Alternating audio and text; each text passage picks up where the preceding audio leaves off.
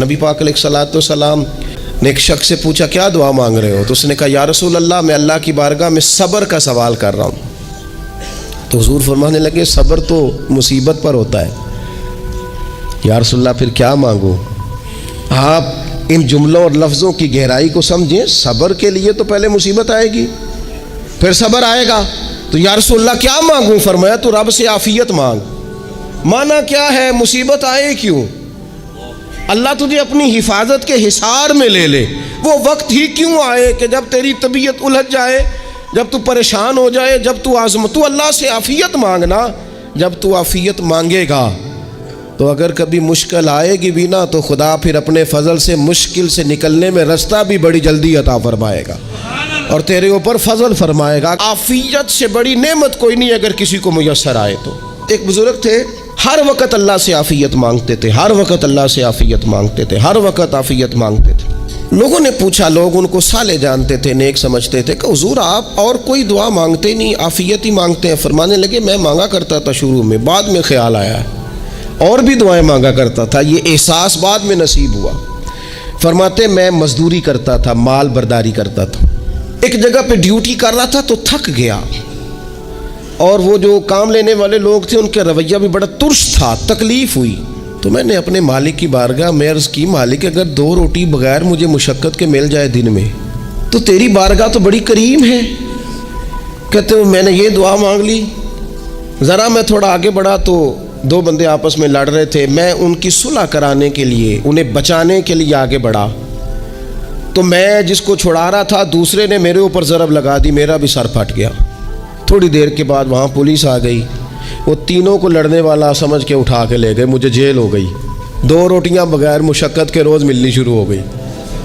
دعا مانگی تھی نا کہ یا اللہ 2 روٹیاں مل جائے نا بغیر مشقت کے، کہتے ہیں وہ 2 روٹیاں روز ملتی، کوئی کام نہیں کرنا پڑتا پر جیل ہو گئی۔ فرماتے میں بڑا پریشان تھا، روز روٹیاں پابندی سے آتی اور بہترین آتی، کھانا ملتا۔ پھر کچھ عرصے کے بعد میں نے سوچا کہ یار یہ دعا تو قبول ہو گئی نا تیری، اب تو اگر اس پر کوئی الگ بات کرے گا تو وہ تو غلط کرے گا۔ کہتے پھر خود ہی میرے دل میں اللہ نے بات ڈالی اور میں نے عرض کی مالک 2 روٹیاں نہیں، مجھے تو عافیت چاہیے، مجھے تو عافیت دے، میرے اوپر تو کرم فرما، تو نظر رحمت کر، جے ایک قطرہ بخشے مینوں، ایک قطرہ بخشے مینوں تے کام بن جاندا ہی میرا، مہربانی کر عافیت عطا کر۔ فرماتے پھر خدا نے کرم کیا، کہاں سے اسباب بنے میرے جیل سے چھوٹنے کے، کون کون میرے ضمانتی بنے اللہ ہی جانتا ہے۔ فرماتے ہیں دروازے بھی کھل گئے، رزق بھی ملتا ہے، صحت بھی میسر ہے، سجدہ بھی کر لیتا ہوں، سویرے تلاوت بھی کرتا ہوں، شام کو مدینے والے کی بارگاہ میں رج کے درود و سلام بھی عرض کرتا ہوں، میں ممکن ہوتا ہے تو کسی غریب کی داد رسی بھی کرتا ہوں۔ اب سمجھ آئی ہے ربنا آتنا فی الدنیا حسنۃ وفی الآخرۃ حسنۃ وقنا عذاب النار۔ اب سمجھ آئی ہے رب سے جب بھی مانگنا ہے عافیت ہی مانگنی ہے، اس سے کرم مانگ۔ ہم نے محدود دعائیں رکھی ہوئی ہیں، محدود، وہ جی فلانا کام میرا ہو جائے تو بھئی وہ ایک ہو گیا، اس کے بعد پھر نئی ٹینشن بن جائے گی، نہیں میں جی بچوں کی شادی کر لوں جی پھر میں فارغ ہوں۔ آپ شادی کر کے دیکھیں لاگو پتہ جائے گا کیسے فارغ ہوتے ہیں۔ آپ یہاں رکتے کیوں ہیں؟ آپ خدا سے عافیت کیوں نہیں طلب کرتے؟ اس کی بارگاہ سے وہ کیوں نہیں مانگتے کہ جو ایک قطرہ ملے تو دنیا اور آخرت کے سارے کام ہو جائے؟ اس سے اس کی رحمت کا سوال کرے، اس سے اس کے کرم کا سوال کرے۔ اللہ کی بارگاہ میں بھی حاضر ہونا اور جچی تلی اور جناب ناپ تول کر اور محدود چیزوں کا سوال کرنا، مالک سے مانگے، اور وہ جب دیتا ہے تو دیتا بھی بے حساب ہی ہے، وہ جب عطا کرتا ہے تو کرم کے دروازے کھول کے عطا کرتا ہے، ورنہ تو ایک الجھن سے انسان نکلتا ہے دوسری میں الجھ جاتا ہے، ایک گتھی کو سلجھاتا ہے۔ پھر اقبال رو پڑے تھے، کہنے لگے میں عقل کی گتھیاں سلجھا چکا ہوں، یا رب مجھے صاحب جنوں کر دے۔ اللہ یہ بڑا میں نے ہیر پھیر دیکھ لیا، مجھے دیوانہ بنا، اب مجھے جنون ہو، اب میں کسی کے لیے رویا کروں، اب میں کسی کی یاد میں تڑپا کروں، اب میں رات کسی کے لیے میری آنکھیں بیدار رہیں۔ یہ بڑی ہو گئی دنیا داری، عقل کی گتھی حالانکہ نہیں سلجھتی، پر اقبال کہتے ہیں عقل کی گتھیاں سلجھا چکا ہوں، یا رب مجھے صاحب جنوں کر دے۔ اور پھر کہنے لگے بجھی عشق کی آگ اندھیر ہے، اب یہ مسلمان نہیں، یہ خاک کا ڈھیر ہے، تو مٹی بن کے رہ گیا. کیا کہاں اپنی ساری توجہات کا قبلہ کس چیز کو؟ میرے عزیزو، اللہ سے عافیت. جب تک یہ مزاج نہیں ہم بناتے کہ مالک سے عافیت کا سوال کریں، اپنے آپ کو اپنے رب کے حوالے کر دیں، اس کی رحمتوں کے سپرد کر دیں، اتنی دیر تک زندگی میں ٹھہراؤ نہیں آتا، قرار نہیں آتا. مشکات میں موجود ہے، اللہ کے پیارے رسول صلی اللہ تعالیٰ علیہ وسلم تیمارداری کے لیے گئے تو صحابہ کرام فرماتے ہیں وہ بندہ نا اتنا پتلا نحیف اور لاغر ہو گیا تھا جس طرح چڑیا کا بچہ ہوتا ہے، کمزوری ضعف طاری تھا. تو محبوب کریم نے اسے دیکھا تو بڑے کریمانہ انداز میں کریم فرمانے لگے، تو کوئی دعا نہیں مانگتا، تو عافیت نہیں مانگتا اللہ سے؟ عرض کی یا رسول اللہ صلی اللہ تعالیٰ علیہ وسلم، میں نے اپنے رب کی بارگاہ میں عرض کی ہے مالک قیامت کا عذاب بڑا سخت ہے، میں نہیں برداشت کر سکتا، تو نے اگر مجھے کوئی سزا دینی ہے تو یہیں دے لے، قیامت کو نہ دینا. تو کہتے محبوب فرمانے لگے سبحان اللہ، او خدا کے بندے تو رب کی سزا دنیا میں بھی نہیں سہ سکتا. اللہ سے یہ بھی سوال نہ کر، تو رب سے کہہ ربنا آتنا فی الدنیا حسنۃ وفی الآخرۃ حسنۃ وقنا عذاب النار. تو رب سے دنیا میں بھی حسنہ مانگ، بھلائی مانگ، تو آخرت کے لیے بھی بھلائی مانگ، تو اس سے عافیت کا سوال کر. تو نے یہ سوال کیوں کیا؟ عرض کی یا رسول اللہ کرم ہو گیا ہے، مجھے سمجھ آ گئی ہے، اب میں اسی طرح ہی کروں گا. عزیز دوستو، ہم کہاں سہ سکتے ہیں؟ ہم دنیا میں رب کی سزا ہم نہیں سہ سکتے، ہم کمزور ہیں تو گرمی نہیں سہ سکتے، شدید سردی نہیں سہ سکتے، شدت کی بھوک لوگ نہیں سہ سکتے، کوئی آزمائش نہیں سہ سکتے. وہ جو لوگ بعض اوقات کہہ دیتے ہیں نا جی فلاں چیز ہمارے اعمال کا نتیجہ ہے، تو میں کیا کرتا ہوں، نہ کو یار، ہم تو یہ بھی نہیں سہ سکتے، ہم کہاں برداشت کر سکتے ہیں، ہمیں تو وہ معاف ہی فرمائے. ہم حساب والے ہے ہی نہیں، ہم تو صرف معافی والے ہیں. ہم سے نہ حساب پوچھے، اس نے حساب پوچھا تو پھر تو بڑی مشکل ہو جائے گی. اگر اس نے حساب پوچھا تو بڑی رسوائی ہو جائے گی، اگر حساب پوچھا تو مشکلات سامنے دکھائی دینے لگ جائیں گی. ہم سے تو وہ درگزر والا معاملہ کرے، ہم سے تو وہ کہے جا میں نے محبوب کے صدقے تجھے معاف کیا، جا تیرے لیے رحمت اور بخشش والا فیصلہ کیا. وہ کوئی سبب، اس کی رحمت کسی سبب کو دیکھ لے اور درگزر کر لے. یہ جو ہم نبی پاک کی امت ہے نا، تو یہ ہمارے گرد اللہ کے فضل اور اس کی رحمت کا حصار ہے، یہ حصار ہے ہمارے گرد. وہ درویش نے کہا تھا نا کہ کروں شکر کتنا اور کروں فخر کتنا کہ تیرے کرم نے مجھے فائز المرام کیا. دیکھو بنا کے سید عالم کا امتی مجھ کو گناہ سے پہلے ہی بخشش کا انتظام کیا. ابھی میں نے غلطی کی نہیں، لیکن مجھے حضور کا غلام بنا دیا، بخشش کا بندوبست پہلے ہو گیا. اپنے مالک سے بیمار بھی اس سے عافیت مانگے،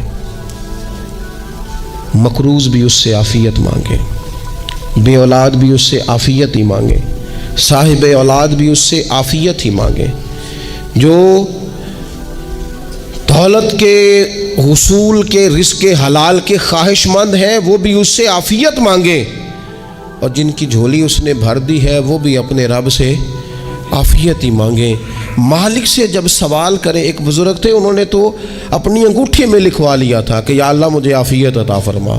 مگر جب بھی دیکھتا ہوں یاد آ جاتا ہے کہ اللہ سے عافیت مانگنی. اپنے مالک کی بارگاہ کے اندر دیکھو،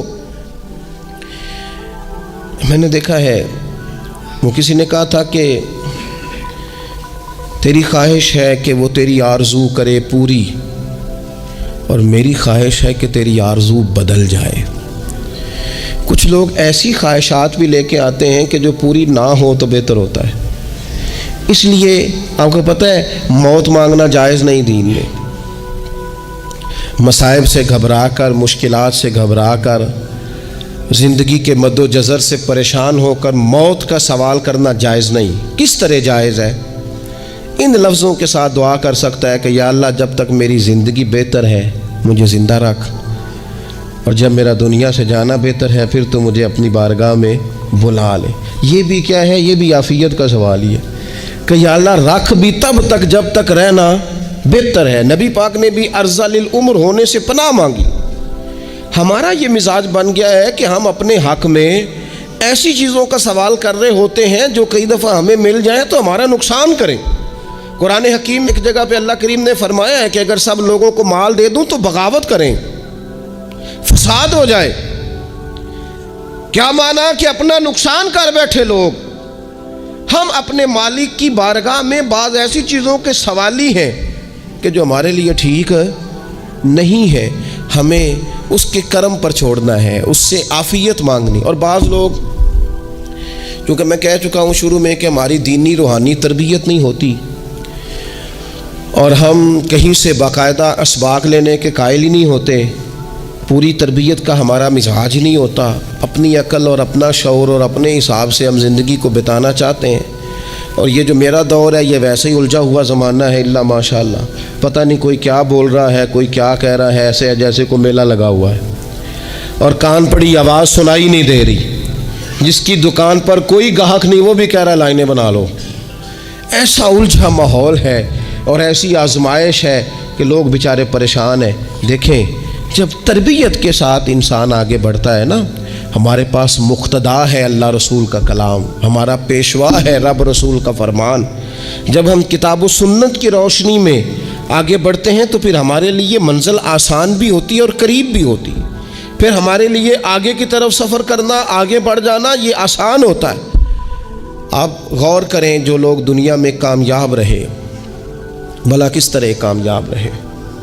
وہ اس طرح کامیاب رہے کہ انہوں نے نا اپنے رب سے عافیت مانگی، اللہ تعالیٰ نے خود بخود ان کے لیے رستے بنائے۔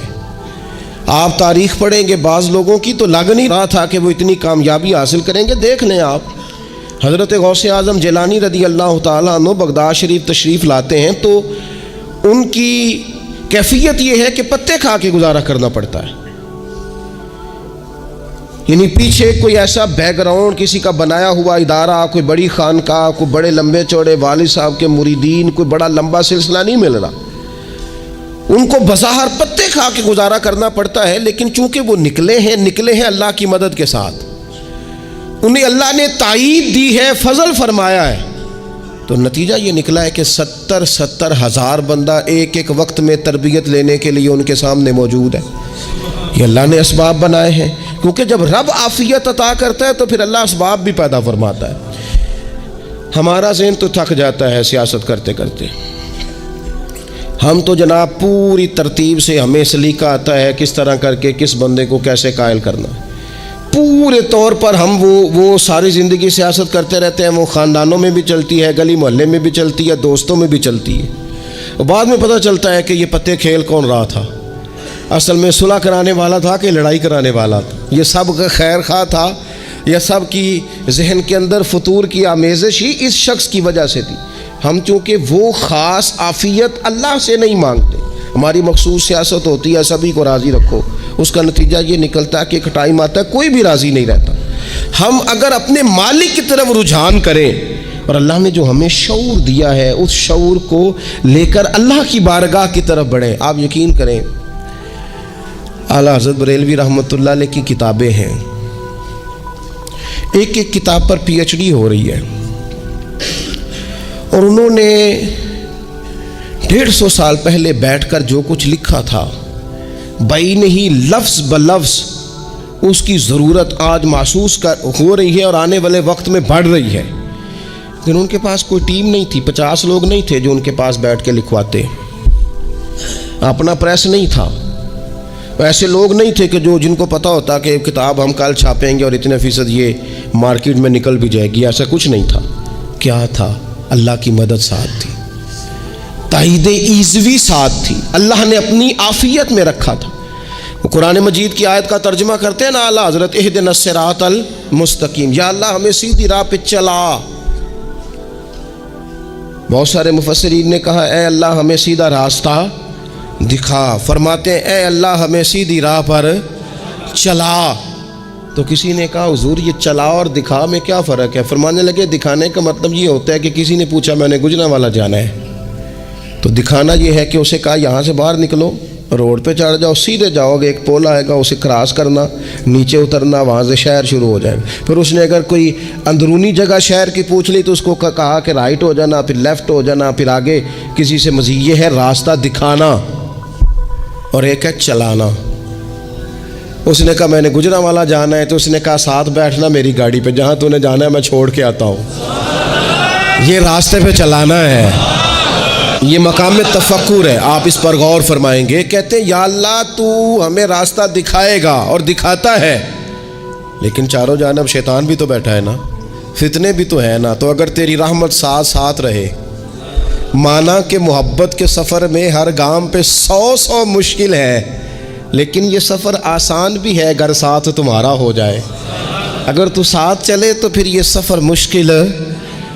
وہ ہارون رشید نا اپنے محل کی چھت پہ ٹہل رہا تھا، سب سے اوپر والے چوارے پر، نیچے سے حضرت بہلول دانا گزر رہے تھے، اوپر اس کے ساتھ سپاہی بھی تھے، گن مین بھی تھے۔ اس نے کہا یہ بابا تو ذرا اوپر اٹھاؤ۔ انہوں نے ایک ڈولی، ایک ٹوکری سمجھ لیں، اس کو رسیاں باندھ کے نیچے پھینکا۔ نیچے جو سپاہی تھے ان کو کہا کہ یہ بابا جی کو پکڑ کے اس میں بٹھاؤ۔ انہوں نے جبرن تھاما بابا جی کو، اس میں ڈالا، اوپر والوں نے کھینچ لیا۔ 2-3 منٹ لگے۔ ہارون رشید کے سامنے حضرت بہلول دانا پہنچ گئے تو تھوڑے ناراض بھی ہوئے کہ یہ کوئی طریقہ تو نہیں نا بلانے کا۔ ملاقات ہوئی تو کہا کیوں بلایا؟ کہنے لگا ایک مسئلہ پوچھنا تھا۔ فرمانے لگے بادشاہ ہے نا، تیرے مسئلے پوچھنے کا بھی اپنا ہی انداز ہے، پوچھ مسئلہ۔ کہنے لگا بابا پوچھنا تھا کہ آپ اللہ تک کیسے پہنچے؟ حضرت بہلول دانا چپ کر گئے۔ 2-4 منٹ کے بعد کہنے لگے جس طرح ابھی زمین سے تیرے تک نہیں پہنچا، بالکل اسی طرح پہنچ گیا ہوں رب کریم کی بارگاہ تک، اور وہ بھی جو اس نے کرم فرمایا ہے، ورنہ میں تو نہیں سمجھتا کہ میں پہنچ گیا، وہ بھی اگر تیری خوش گمانی ہے۔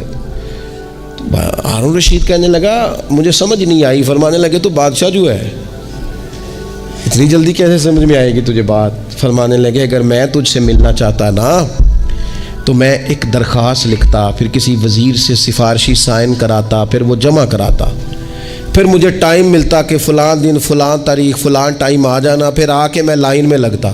پھر بھی تو بادشاہ ہے، تیرا موڈ بنتا ملنے کا کہ نہ بنتا؟ جب میں چاہتا تو پتہ نہیں کتنا ٹائم لگ جاتا، جب تو نے چاہا ہے نا تو 1 منٹ بھی نہیں لگا۔ فرمانے لگے میں نے دعویٰ ہی نہیں کیا کہ میں جد و جہد کر کے پہنچوں گا، میں نے تو رب کی بارگاہ میں عاجزی کی ہے، پھر رب نے ہی کرم فرمایا ہے، اسی نے مہربانی کی ہے۔ مانا کہ محبت کے سفر میں ہر گام پہ 100 مشکل ہے، لیکن یہ سفر آسان بھی ہے اگر ساتھ تمہارا ہو جائے۔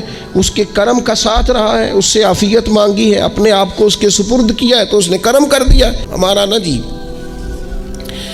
کیونکہ سب سے بڑا مسئلہ روحانی تربیت کا ہے۔ ہمارے ہاں باتیں ڈھیر سارے لوگوں کو آتی ہیں اور بہت زیادہ آتی ہیں، منصوبہ بندی کرنا، پلاننگ کرنا، اپنے معاملات کو خود سے کیسے لے کے چلنا ہے، کیسے ٹھیک کرنا ہے، اپنے حق میں دنیا کو کس طرح قائل کرنا ہے، یہ ڈھیر سارے لوگوں کو آتا ہے، اور اپنے حق میں دلائل کس طرح قائم کرنے ہیں، اس میں بہت سارے لوگ خود کفیل ہوتے ہیں، انہیں کسی سے مشاورت کی بھی ضرورت نہیں ہوتی۔ لیکن اللہ کی بارگاہ سے اپنا رشتہ کیسے جوڑنا ہے، مالک سے کرم کا سوالی کس طرح کر کے ہونا ہے، اللہ سے عافیت کا سوال کیسے کرنا ہے، یہ چونکہ روحانی تربیت میں ہمارا مزاج نہیں ہوتا، لہذا ہم اس طرف جاتے نہیں۔ ہم وہ اپنی مرضی کی چیزیں، یعنی وظیفہ پوچھ کے گئے ہیں ایک صاحب، کچھ عرصے کے بعد آئے ہیں تو آ کے کہتے ہیں مولانا صاحب، پیر صاحب یا قاری صاحب یا فلاں صاحب، کسی سے بھی پوچھ کے گئے، کسی چیز کو نیک آدمی جانا، پھر لوٹ کر آ کے کہتے ہیں کہ آپ نے وظیفہ بتایا تھا پر کام کوئی نہیں ہوا۔ تو میں تو صاف کہتا ہوں اور کھلے دل سے کہتا ہوں کہ بھائی وظیفہ آپ کو بتایا تھا کہ اللہ کی رحمت متوجہ ہوگی، خدا کی رحمت کو آواز دینے کے لیے وظیفہ دیا تھا، کوئی بھی وظیفہ رب کو مجبور تو نہیں نہ کر سکتا معاذ۔ اور وظائف کس لیے پڑھے جاتے ہیں کہ جلدی سے معاملات ٹھیک ہو جائیں، میرے حق میں چیزیں بہتر ہو جائیں، تو اللہ کی رضا کے لیے پڑھے جاتے ہیں۔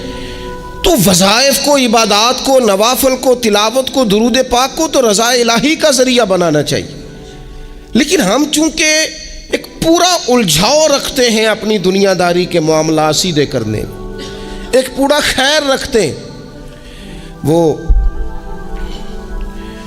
لوگ ملتے رہتے ہیں مختلف بزرگوں کی نسبت کے تعلق سے، تو بعض جگہوں پہ بعض لوگ بڑے تیز ہوتے ہیں، یعنی ان سے آپ کی ملاقات ہوتی ہے تو بندے کو محسوس ہوتا ہے کہ یار اسے تو پہلے ہی ساری باتوں کا پتہ ہے، اور کئی دفعہ ان سے ملنے کے بعد احساس ہوتا ہے کہ یار اس سے تو تھوڑا سیکھ ہی لیتے تو بہتر تھا، یہ تو بات بڑی آگے نکل گئی۔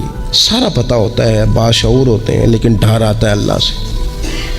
اتنا باشعور آدمی، سمجھدار، پنچایت، پریا، لوگ، دین، دنیا سارا پتہ ہے، نماز کا ٹائم آ گیا تو وہ چھپتا پھرتا ہے۔ اس کی طبیعت پر بوجھ بن رہا ہے معاذ اللہ اللہ کے حضور حاضر ہونا، اسے خیر کا کام کرنا پڑ رہا ہے تو وہ ادھر ادھر نکلتا جا رہا ہے۔ تو سوال یہ ہے کہ پھر یہ شعور کا کیا مطلب رکھا ہوا ہے ہم نے؟ پھر اللہ سے دعا کرنے کی ضرورت نہیں۔ وہ حضرت عارف رومی رحمۃ اللہ تعالیٰ علیہ فرمایا کرتے تھے بعض لوگوں کو رب سارا کچھ دیتا ہے، سجدے کی توفیق نہیں دیتا۔ اس کا مطلب یہ ہے کہ وہ کہتا ہے یہ سارا کچھ لے اور نکل جا، میرے گھر نہ آنا، رکھ سارا کچھ پاس۔ رب سے عافیت مانگی جائے، اس سے اس کا فضل مانگا جائے، اس سے اس کا کرم مانگا جائے۔ اللہ کے پیارے رسول صلی اللہ تعالیٰ علیہ وآلہ وسلم اس عافیت مانگنے پر زور دیتے، توجہ دیتے۔ میں آپ کو صحیح بتاتا ہوں، رب نے اگر کسی بندے کو عافیت میں رکھا ہو نا تو حالات کیسے بھی برے چل رہے ہوں اس کا بگاڑ کچھ نہیں سکتے۔ اور اللہ تعالیٰ معاف کرے، 100 دفعہ خاکم بدہن، اگر کسی وقت اس کے کرم کی نگاہ پھر جائے تو پھر سارے اسباب سمیت بھی انسان اپنے پیروں پہ کھڑا نہیں رہ سکتا۔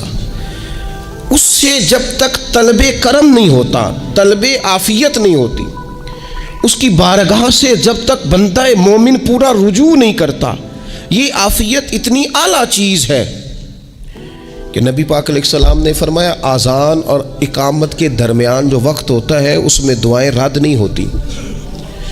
دعا مانگا کرو گے تمہاری اللہ اپنے فضل سے قبول کر لے گا۔ عرض کی یا رسول اللہ کیا مانگے؟ تو فرمایا عافیت مانگو رب سے۔ حضرت انس بن مالک حدیث کے راوی ہے رضی اللہ تعالیٰ عنہ، یہاں بھی فرمایا یہ عین قبولیت کا ٹائم ہے، اب اللہ سے عافیت مانگ لو، اس کی پناہ۔ ہم دعاؤں میں بھی محدود ہو جاتے ہیں۔ رب دا طالب کوئی نہ ملیا، جو ملیا طالب زردہ ہو، دعاؤں میں بھی حد بندی۔ بعض اوقات بچے بھی تربیت کرتے ہیں نا، ایک مولانا ہے، ان کا خیال ہے کہ انہوں نے مجھ سے کچھ پڑھا ہے تو کبھی کبھی استاد جی کہہ دیتے ہیں، بہت پرانی بات ہے، انہوں نے مجھے فون کیا کہ اگر آپ کبھی تشریف لائیں، تو میں نے کہا پتر دعا مانگ اللہ کو چھوٹی جی گڈی دے وے۔ تو اس بچے نے میری بڑی تربیت کی، کہنے لگا استاد جی اللہ کو لو منگنی جی تے وڈی ساری منگو، آپ نے محدود کیوں کیا کہ بھئی یہ چھوٹی سی اللہ گاڑی کیوں اللہ چھوٹی دے، رب دے تو بڑی دے، اور رحمت سے دے، اللہ سے مانگنی ہے نا جی۔ ہم تربیت نہیں لیتے۔ میں نے اس کا شکریہ ادا کیا، میں نے کہا بیٹے تو نے بڑی سونی بات کی، اللہ تجھے اس کا اجر عطا کرے، اللہ تجھے برکات عطا کرے۔ اگر آپ نے سیکھنا ہے تو پھر آپ سیکھ لیں گے، اور اگر نہیں سیکھنا تو پھر یہی کہنا ہے ساری عمر لنگ گئی بندہ کو نہیں ملیا، چونکہ مزاج نہیں ہے نا سیکھنے کا، اس لیے پھر ملا ہی کوئی نہیں، پھر ساری زندگی کو میسر ہی نہیں آیا، کسی نے نصیحت ہی نہیں کی، کوئی آنکھوں کو بھایا ہی نہیں، خود ہی بڑے سیانے تھے، خود ہی بہت بڑے تھے، اپنا قد ہی بڑا اونچا تھا، سب ٹھگنے چھوٹے اور کمزور اور بوڑے نظر آئے۔ تو آج کی پوری گفتگو میں آج آپ کو بڑی ذمہ داری سے یہ گزارش کر رہا ہوں، اللہ سے عافیت مانگے، ہر وقت عافیت مانگے۔ میری سالوں سے روٹین ہے، میں دعا مانگتا ہوں اللہم انا نسألک العفو والعافیۃ فی الدین والدنیا والآخرہ، اور یہ خاموش تبلیغ ہوتی رہی، میں مانگتا رہا، کئی بچوں کو ویسے یاد ہو گئی، اس کو یاد کر لیں، اللہ سے عافیت مانگے، دین میں، دنیا میں، آخرت میں، اس کو اپنا مزاج بنائیں۔ اللہ تبارک و تعالی ہم سب کو عافیت نصیب فرمائے۔ آخر دعوانا الحمدللہ۔